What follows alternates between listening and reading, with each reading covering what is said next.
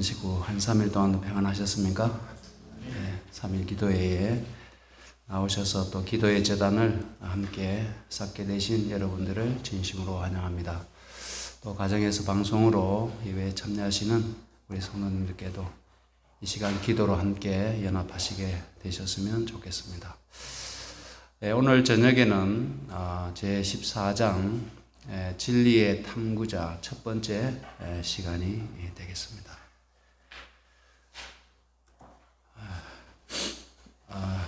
여러분들 이게 어떤 장면인 것 같습니까? 우리 한국에서는 관측이 안 됐는데 북미 대륙에 이번에 어제 4월 8일 오후 2시 7분 경에 달이 태양을 완전히 덮었습니다.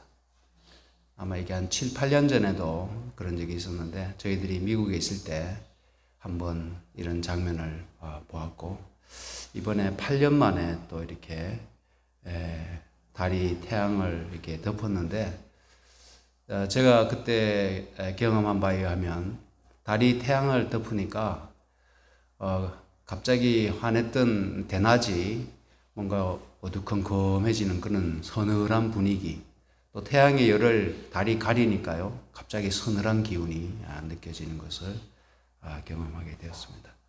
그래서 보니까 그 시카고에서는 94% 태양의 94%가 가려지고 그 다음에 여기 보니까 보스턴에서는 뭐 93% 이렇게 가려졌다고 하는데 참 이런 놀라운 장면들이 가끔씩 이렇게 연출되는 것 같습니다. 그래서 달이 핏빛으로 변하고 해가 어두워지는 어떤 그런 징조도 있는데 이것은 뭐 이게 몇 년마다 반복되다 보니까 그런 예언의 성취는 아니겠지만은 한편으로 참 신기하고 놀라운 장면인 것 같습니다. 또 많은 사람들이 이때 즈음에서 합동 결혼식도 올리고 달이 해가 캄캄해졌는데 그럼에도 불구하고 변치 않는 사랑을 약속하면서 함께 결혼식을 거행하는 것도 뉴스로 보게 되었습니다. 오늘 말씀은 오늘은 사도 베드로의 활동과 관계된 말씀을 우리가 함께 좀 나누겠습니다. 사도 베드로는 목회를 하는 동안 루다에 있는 신도들을 방문하였다. 거기서 베드로는 애니야의 병을 고쳤는데 그는 8년 동안 중풍병으로 침상에 누워있던 사람이었다. 사도가 말하기를 애니야야 예수 그리스도께서 너를 낫게 하시니 일어나 내 자리를 정돈하라. 여러분들 중풍병자를 아시죠? 중풍병자들은 이 사지가 참 불편해지고 상당히 언어도 어눌하고 또 지체를 자유롭게 움직이지 못하는 그런 후유증을 앓게 되는데 8년 동안 중풍병으로 누워있던 아마 중증 중풍병자였던 것 같습니다. 근데 이것이 잘 낫지 않는 병이거든요. 그래서 중풍병은 2차가 오지 않도록 잘 관리하는 것이 관건이지 1차에 왔던 것을 낫게는 못하는 것 같아요. 지금 의술로도. 그때 당시는 뭐 더 했겠죠. 그래서 8년 동안 누워있던 사람에게 사도 베드로가 예수 그리스도께서 너를 낫게 하시니 일어나 내 자리를 정돈하라. 그렇게 했더니 어떻게 됐을까요? 그러니까 곧 일어나니. 얼마나 놀라운 장면입니까? 성령께서 역사하시고 우리가 주의 온전한 제자가 되게 될 때 이와 같은 권능을 행할 수 있다고 하면 이 세상 사람들이 참 얼마나 예수 그리스도를 기쁘게 영접할까. 그래서 루다와 사론에 사는 사람들이 다 그를 보고 중풍병에서 나온 그를 보고 애니야를 보고 주께로 돌아가니라. 근데 우리에게 이런 권능이 주어진다면 우리는 잘 사용할 자신이 있습니까? 어떻습니까? 우리에게 이런 말로 예수 그리스도께서 너를 낫게 하시니 일어나라 하니까 8년 동안 중풍으로 누워있던 사람이 벌떡 일어났습니다. 이런 권능을, 이런 능력을 하나님께서 아무에게나 주실 수는 없잖아요. 그것으로 뭐 돈벌이 하는 사람도 있을 것이고, 그것으로 어떤 사람들을 지배하는 그런 사람들도 있을 텐데, 온전히 주를 위해 굴복되고 충성하는 자들에게, 준비된 자들에게 주께서 이런 권능을 허락하신 줄로 믿습니다. 그래서 우리가 주의 성령을 받기에 적합한 사람, 또 성령이 주어졌을 때 우리가 그것을 감당할 수 있는 사람이 되어야 되는 겁니다. 그 성령의 권능이 주어졌을 때 그것을 어떤 이기적으로 또 파괴적으로 또 하나님의 사업에 지장이 되는 쪽으로 활용할 사람들이 너무나 많기 때문입니다. 그래서 조금 능력이 있고 카리스마가 있다고 하면 한결같이 곁길로 빠지는 사람들을 우리는 얼마나 많이 보았습니까? 오히려 차라리 능력 없더라도 충성되게 꾸준히 그 길을 겸손하게 걸어갈 제자가 필요한 것이지, 그 능력을 주어서 자신의 이름을 높이고 자신의 이익을 추구하는 사람들은 주께서 쓰실 수가 없는 것입니다. 그래서 룻다가 어디쯤 되는가 하면 이렇게 됩니다. 예루살렘에서 서쪽으로 지중해 방향으로 가다 보면 룻다가 나오고 그 다음에 욥바, 그 위에가 사론입니다. 그 다음 사건은 이 룻다에서 가까운 더 서쪽으로 가면 욥바가 있는데, 그 욥바에 도르가라 하는 여인이 살았습니다. 우리가 이 장면은 너무나 잘 아시는 내용입니다. 그녀는 선행으로 큰 사랑을 받는 사람이었다. 우리 교회가 선 곳이 어떤 작은 동네라면 또 이웃 주민들도 교인들을 알고 우리를 안다면 우리의 어떤 선행을 보고 이웃들로부터 큰 사랑을 받는 교인들이 많이 있게 될 것 같습니다. 그래서 작은 동네에서는 그런 영향력이 가능한 것 같은데, 이런 대도시에서는 어떤 한 사람을 이 전체 동민이나 또 시민들에게 나타내기가 참 쉽지는 않겠습니다. 그러나 이 욥바에 도르가라는 한 여인이 살았는데, 그 여인이 그녀의 선행으로 큰 사랑을 받았습니다. 저는 아마 최차순 집사님이 생각이 났어요. 그녀가, 그 집사님이 자기가 받은 그런 은사를 활용해서 자신의 돈벌이에 나섰다고 하면은 아마 그런 존경과 사랑을 받지 못했을 텐데, 지금까지 정말 아낌없이 헌신하는 모습을 나타내고 있습니다. 그래서 그의 열매로 그를 알지니 라고 말씀하셨잖아요.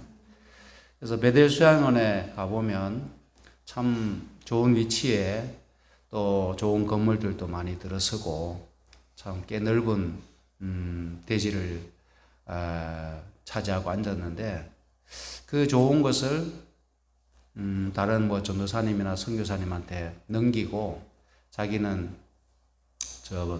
충북입니까? 보온으로 이렇게 다시 떠나게 되었습니다. 근데 그 재산 관계, 그것을 팔았다는 말을 듣지는 못했어요. 주의 사업에 사용하도록 그렇게 한 것 같습니다. 그래서 이 도르가가 사랑을 받았던 데에는 그녀의 그 이기심 없는 선행, 이타적인 그런 선행으로 많은 사람들의 사랑을 받았습니다. 그래서 그녀는 존경받을 만한 예수의 제자였고, 그녀의 생애는 친절한 행위로 가득하였다. 한두 가지가 아닌 겁니다. 그녀에 대한 이 칭찬, 그녀의 어떤 그 선한 행위들은 뭐 그녀의 생애를 가득 채웠어요.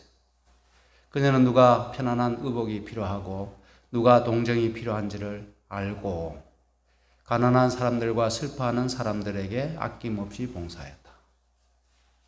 관심을 가지고 누가 자신의 도움을 필요로 하는지를 그렇게 부지런히 살피는 그런 여인이었던 것 같습니다. 또 솜씨 있는 그의 손은 그의 혀보다 더욱 활동적이었다.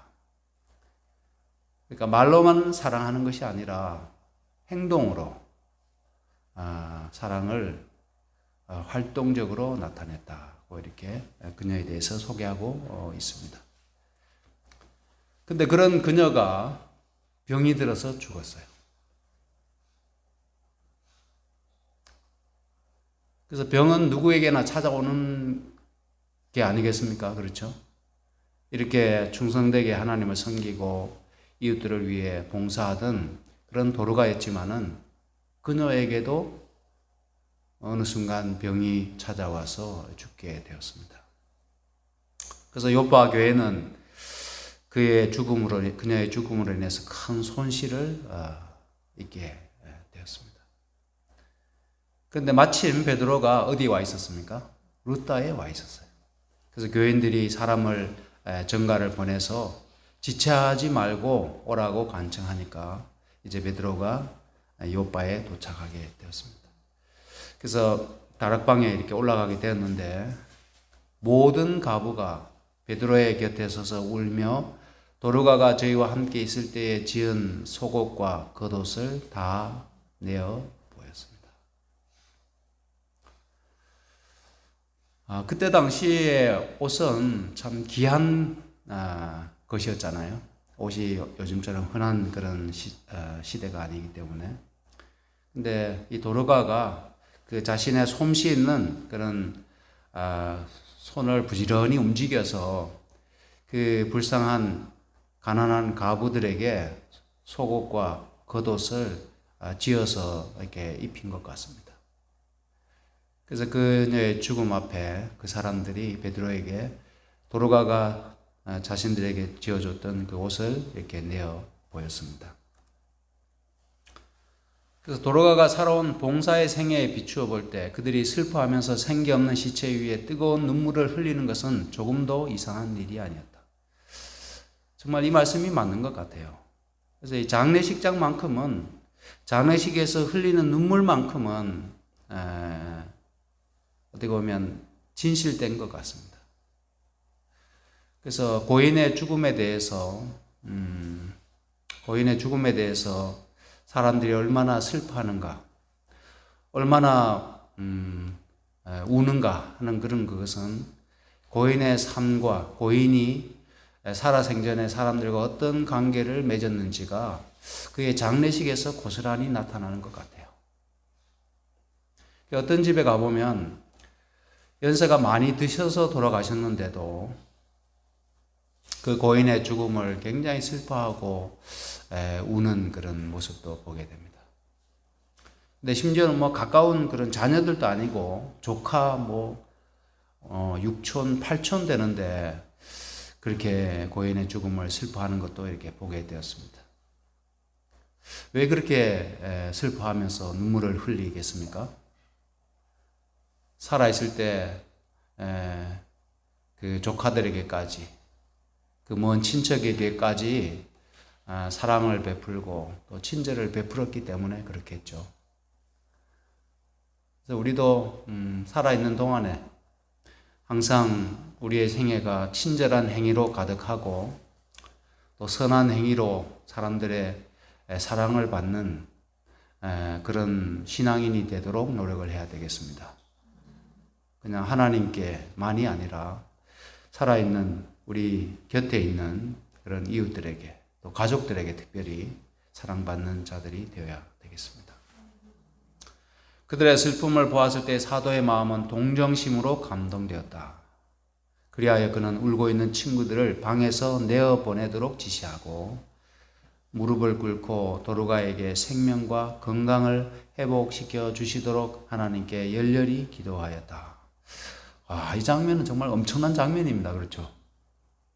죽었는 사람을 다시 생명을 다시 돌려주시도록 하나님께 기도하는 것 자체가 이 베드로가 얼마만큼 하나님과 가까운 사람이었길래 죽은 사람을 다시 살려주시도록 그렇게 기도할 수 있을까?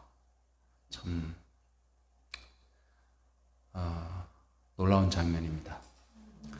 그는 시체를 향하여 말하기를 다비다야 일어나라 하니 그가 눈을 떠 베드로를 보고 일어나 앉았습니다. 정말 쇼킹한 장면입니다. 이런 일이 초대교회에 일어났다고 하는 것입니다.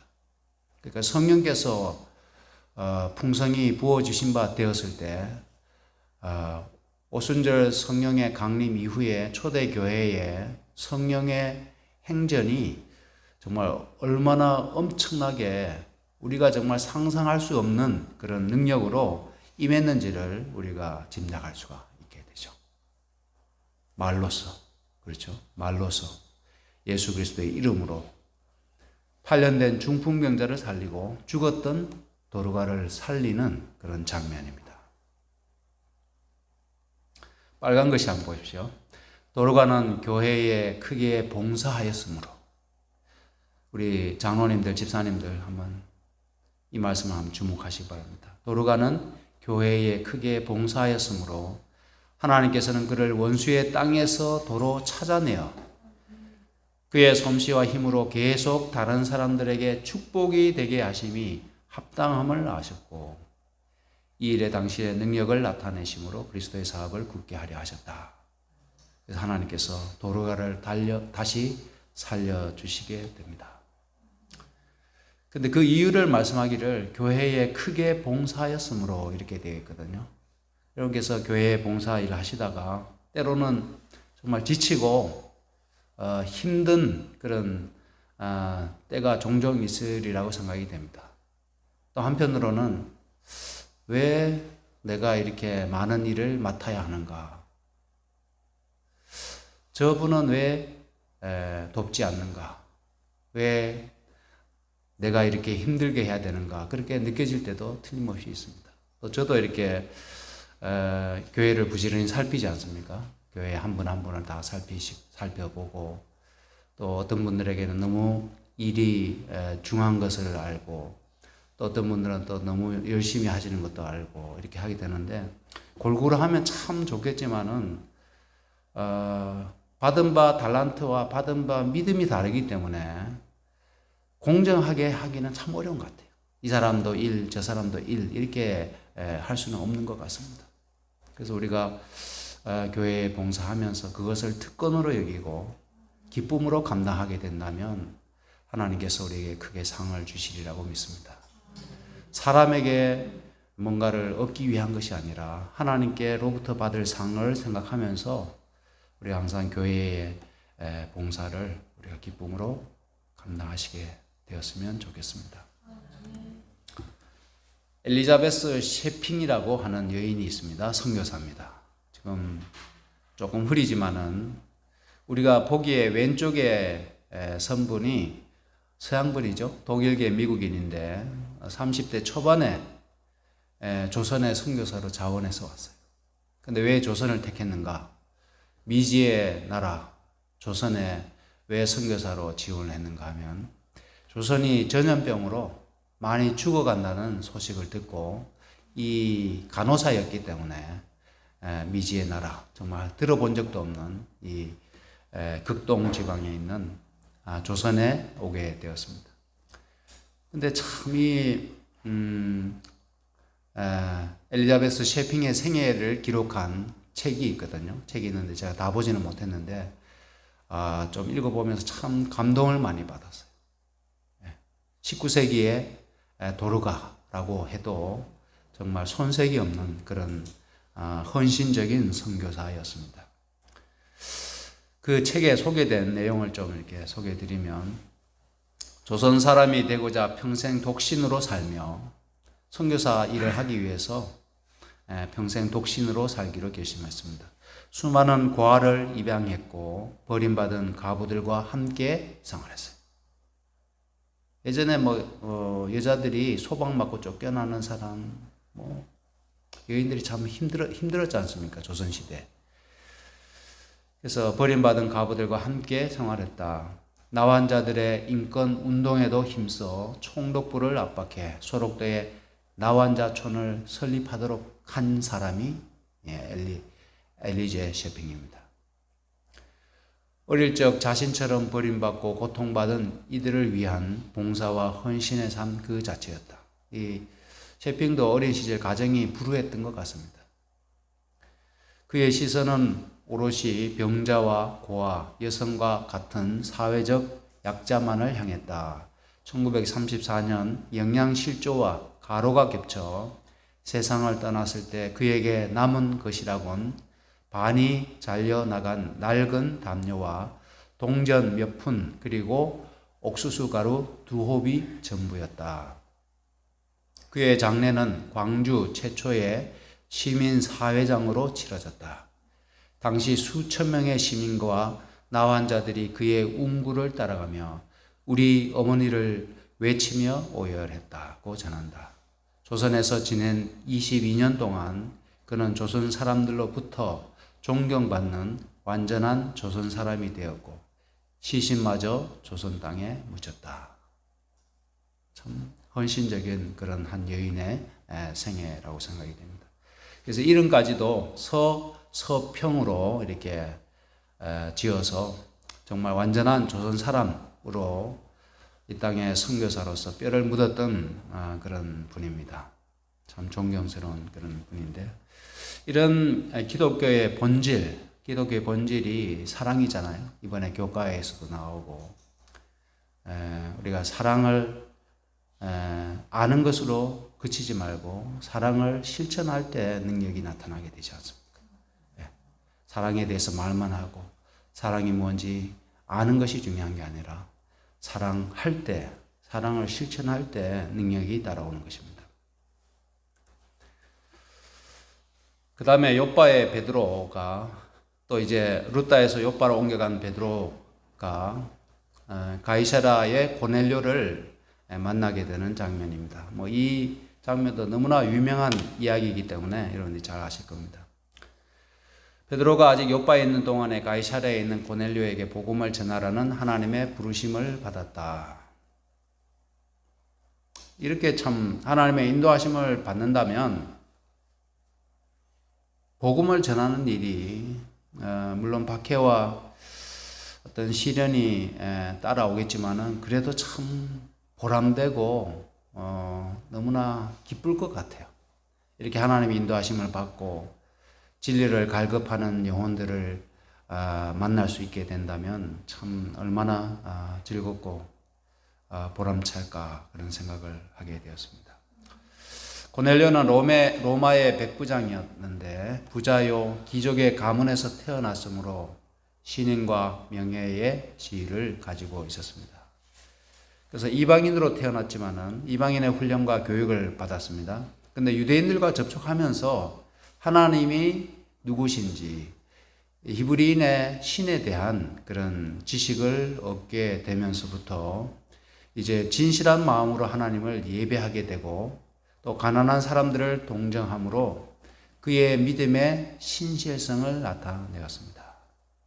그래서 참 이방인 가운데서 정말 좋은, 너무나 정말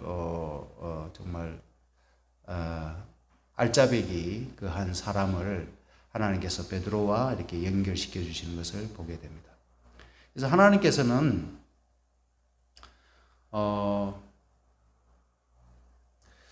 참 이렇게 필요한 인물들을 기이하신 방법으로 인도하시는 것을 보게 됩니다. 박해자 사울을 회심시키셔서 사도 바울로 이렇게 인도하시지 않습니까? 또 여기서도 보는 것처럼 주둔군, 어떻게 보면 로마의 백부장이었던 고넬료가 하나님을 신실하게 섬기는 제자로 하나님께서 부르시는 것을 보게 되지 않습니까? 이것은 놀라운 기적과도 같은 일입니다. 그래서 우리 각자도 하나님의 백성이 된 것은 우리도 백부장이나 사도 바울과 같은 그런 지위에 있지 않았다 할지라도 우리 한 개인의 일생에 있어서 하나님을 믿게 된 것은 정말 놀라운 기적과도 같은 일입니다. 저도 이렇게 생각해 보면요, 제 고향에서 제가 한번 말씀드린 적이 있는 것 같은데, 에, 정면에 저희 집에서 정면으로 보이는 곳에 장로교회가 있고 측면에 우리 재림교회가 있었습니다. 거리는 거의 비슷했어요. 거리는 거의 비슷했는데 저희 큰 집은 저희 사촌들은 전부 다 장로교인이고 저희 이모, 이종 사촌들 전부 다 장로교인입니다. 그래서 저희 큰 집이 저희 같은 동네에 살았는데 저희 큰아버지, 큰엄마 전부 다 장로교회 다녔어요. 저희 사촌 큰형님도 저기 다니시고. 근데 재림교회에 나가게 됐어요. 근데 저희 오촌 당숙이 우리 재림교회를 거기서 이제 가정 집회소를 시작하게 되면서 사촌 형수인 저희 어머니를 인도하셔가지고 제가 재림교회 다니게 됐는데 사실 제가 만약에 저희 고향에 저희 오촌 당숙이 가정 집회소를 시작하지 않았다면 장로교회에 다녔거나 아니면 교회를 안 다녔을 가능성이 대단히 높습니다. 저희 아버지는 술을 엄청 드셨거든요. 제 어린 시절 기억에 뭐 군것질 할 게 없잖아요. 그래서 찔레 따먹고 또 뭐 산에 다니면서 뭐 이렇게 다래 따먹고 먹을 거리가 이제 그 정도밖에 없었는데 정말 그래도 정말 맛있었던 게 엿장수가 오게 되면 공병 있잖아요. 소주병이나 이렇게 그걸 갖다 주면 이 큰 이제 엿장수들이 뭐라 그러죠? 가위. 이 큰 가위를 이렇게 흔들면 소리가 크게 납니다. 그래서 이제 그걸 가지고 울릉도 호박엿이라고 해서 떼어서 주면은 그렇게 맛있었어요. 근데 저희 아버님이 술을 워낙 많이 드셨기 때문에 저희 집 뒤뜰에 항상 소주병이 그냥 산더미를 이루고 있었어요. 엿장수가 올 때마다 비료포대에 제가 소주병을 담아서 그걸 가지고 엿을 정말 많이 바꿔 먹었던 기억이 납니다. 그런 집안에서 태어난 제가 교인이 된 것은 정말 기적과도 같은 일입니다. 또 제 성격상 참 교회 안 다녔을 가능성이 굉장히 높아요. 운동 좋아하고 친구들하고 이렇게 해서 제가 고등학교 때까지 방황할 때 참 친구들하고 많이 놀았고 그런 쪽으로 많이 놀았습니다. 그렇게 많이 놀고 이렇게 하다가 하나님께서 어린 시절에 그 신앙을 다시 회복하도록 기이하신 방법으로 인도하셨습니다. 근데 제가 참 정말 놀라운 기적과도 같은 일인 것 같습니다. 제가 사회 고등학교 가가지고 사회 친구들하고 그렇게 어울려 다니고 또 뭐 공부도 열심히 하긴 했지만은 그렇게 했는데 어떻게 삼육대학으로 가게 되었는지 참 지금 생각해도 놀랍기 그지없습니다. 그래서 하나님께서는 우리 각자를 그렇게 기이하신 방법으로 인도하셨습니다. 아마 우리 장로님들, 집사님들도 이 자리에 앞에 서셔서 참 하나님을 믿게 된 그런 과정들이나 경험들을 말씀하시게 되면은 다 한결같이 기이한 방법으로 하나님이 인도하셨다고 생각이 됩니다. 그것이 하나님의 섭리고 그것이 하나님의 우리에게 이루신 은총이라고 저는 믿어 의심치 않습니다. 그는 그의 선행으로 인해 원근에서 널리 알려졌고 마치 도로가처럼 이 이방인 지배국의 백부장이었던 고넬료도 참 좋은 사람이었던 것 같아요. 선행으로 인해 원근에 널리 알려졌고 그의 의로운 생애로 유대인들과 이방인들 모두에게 좋은 평판을 받았어요. 이게 쉬운 일입니까? 어려운 일입니까?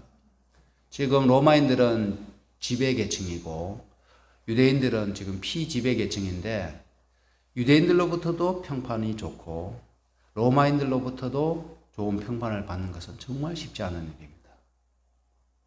그는 덕망이 있었을 뿐만 아니라 굉장히 지혜로웠던 사람 같아요. 처신을 굉장히 지혜롭게 잘 했던 것 같습니다. 그의 가만은 접촉하는 모든 사람에게 축복이 되었다. 영감의 기록은 고넬료를 경건하여 온 집으로 더불어 하나님을 경외하며 백성들을 많이 구제하고 하나님께 뭐하던 사람이에요? 항상 기도하는 사람이었습니다. 이거는 뭐 정말 베드로도 그렇게 했고 뭐 도르가도 틀림없이 그랬을 것 같아요. 기도의 사람이었다는 겁니다. 기도의 사람. 항상 기도하던 사람. 기도하는 사람이 경건하지 않을 수가 있을까요? 계속해서 기도하는 사람이. 그래서 너무나 하나님과 접촉하면서 하늘의 은혜의 공기를 호흡하는 자들은 너무나 당연하게 경건하고 하나님을 경외하는, 또 백성들을 구제하고 헌신하며 희생하는 그런 사람이 되게 된다고 저는 믿습니다. 하나님을 천지의 창조주로 믿는 고넬료는 하나님을 경배하고 그분의 권위를 인정하며 생애의 모든 일에 그분의 권고를 구했다. 굉장히 지혜로웠던 장교였는데 그의 생애의 모든 일에 하나님의 권고를 구했습니다. 하나님 어떻게 하면 좋을까요?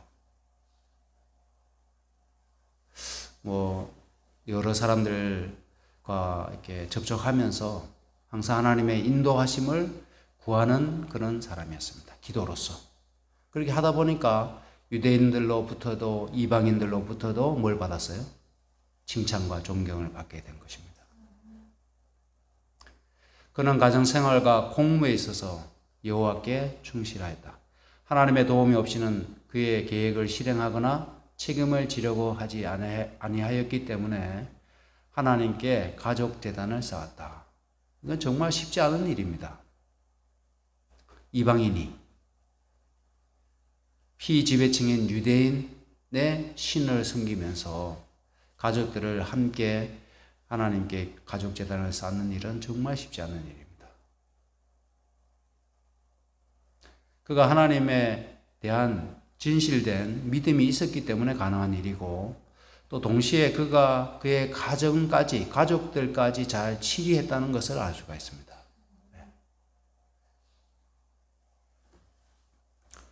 고넬료는 비록 예언을 믿고 오실 메시아를 바라보고 있었으나 그리스도의 생애와 죽음 가운데 나타난 복음을 알지는 못했다. 한계가 있었겠죠.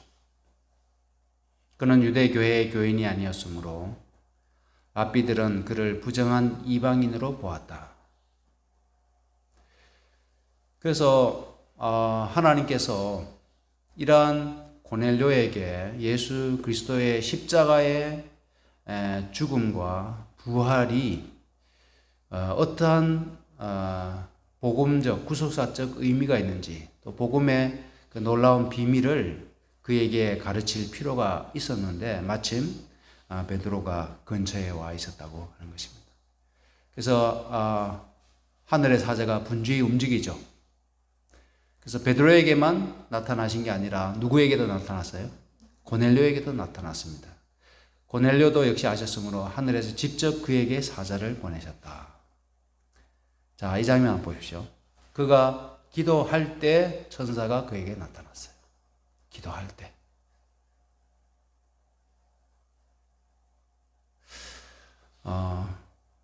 오늘도 우리 정오의 기도반에 6명이 모였습니다. 6명이 모였는데 우리 교회를 위해서, 우리 교우들 가정을 위해서, 우리 한우들을 위해서 6명이 하루의 중간에 하나님 앞에 기도 드리고 있는 것입니다. 우리 교우들이 각 가정에서 조석으로 하나님 앞에 탄원하고 우리가 간절한 기도를 드리고 있습니다. 그래서 저는 굉장히 의미 있는 일이고 굉장히 중요한 일이라고 생각이 됩니다. 그래서 우리 교회는 기도하는 교회, 또 기도하는 성도들이 있는 교회가 되게 될 때 하나님께서 역사를 우리에게 나타내실 줄로 믿습니다. 고넬료에게 언제 나타나셨는가? 그가 기도할 때 나타나셨습니다. 백부장은 자기의 이름을 부르는 것을 듣고 두려워하였으나 그 사자가 하나님께로부터 온 것을 알고 주여 무슨 일이니까? 이 대화도 잘 주목해 보십시오. 천사는 대답하기를 너의 기도와 구제가 하나님 앞에 상달하여 기억하신 바가 되었으니,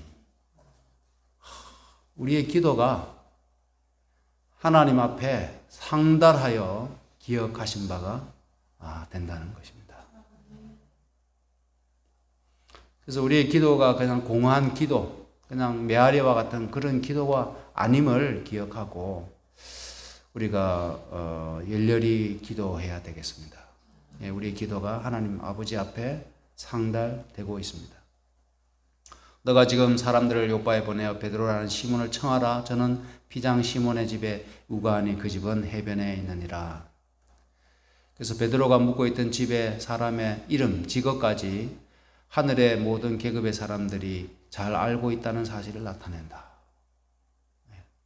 우리 내일 우리 이숙경 집사님이 서울 가시는 것도 하나님께서 아시겠죠? 하늘의 존재들이 다 알고 계시고 왜 가시는지도 알고. 그래서 우리는 하늘의 사자들이 우리를 돕기 위해 분주히 활동하고 있음을 믿게 되시기를 간절히 바랍니다. 우리 그냥 눈에 보이는 우리만 있는 것이 아니라 하늘의 사자들이 우리와 함께 하시고 특별히 기도하는 자들에게 자신을 나타내시고 하나님의 뜻을 우리에게 보여주시고 하나님의 권고를 우리에게 들려주십니다. 하나님께서는 겸손한 노동자의 경험과 일을 보좌에 앉은 왕의 그것처럼 익히 하신다. 자, 이제 오늘 말씀을 이제 시간이 많이 되어서요. 나가면서 이 말씀만 읽고 마치겠습니다. 주께서는 당신의 지혜로서 진리를 찾는 사람들을 이미 진리를 아는 이와 접촉하게 하신다. 그냥 아무렇게나 우연히 혹은 랜덤으로 이렇게 무작위로 연결시켜 주시는 것이 아니고 진리를 갈급하는 자가 있을 때 진리를 이미 알고 있는 자와 접촉시키신다. 빛을 받은 사람들이 어둠에 있는 사람들에게 빛을 나누어 주도록 하는 것이 하나님의 계획이시다. 천사에게 맡기지 아니하시고 사람에게 그 일을 맡기셨다는 것입니다. 지혜의 큰 근원으로부터 능력을 얻는 인간이 일하는 대리인, 즉 통로가 된 그를 통해서 복음이 사람들의 정신과 마음에 변화시키는 능력을 발휘하게 된다. 그래서 우리는 대리인, 통로가 되어서 복음을 사람들에게 전함으로 그들이 변화되도록 하는 그러한 놀라운 능력과 역사에 우리가 동참하게 되는 것입니다. 그래서 하나님께서 우리를 진리를 찾는 자들과 연결시켜 주시도록 간구하고 우리가 진리로 진리를 더욱더 우리가 알고 또 진리로 충만한 사람들이 되도록 우리 모두 노력하게 되셨으면 좋겠습니다.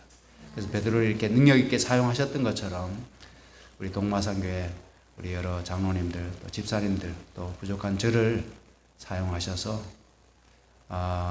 초대교회에 있었던 그 놀라운 역사가 이 시대에 우리도 보게 되기를 간절히 소망하면서 오늘 말씀을 마치겠습니다.